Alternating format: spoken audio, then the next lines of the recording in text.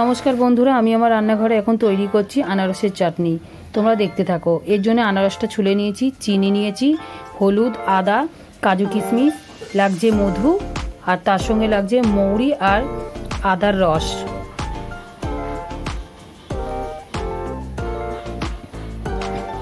তেল গরম হয়ে গেলে তার মধ্যে দিয়ে দিচ্ছি মৌরি ফোড়নের জন্য।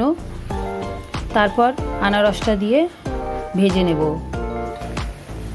ভাজা হয়ে গেলে ওর মধ্যে দেব সামান্য হলুদ গুঁড়ো, তারপর দেব কাজু কিশমিশ,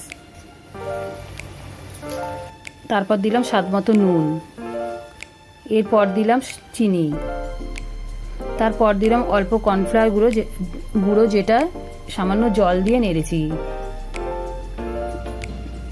তারপর দিলাম লেবুর রস,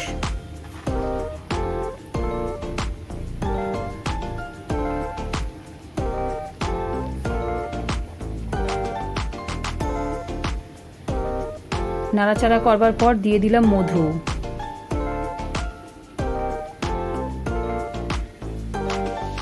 তারপর চাটনি কমপ্লিট হয়ে গেলে তার মধ্যে দিয়ে দেব মৌরি আর আদার রস।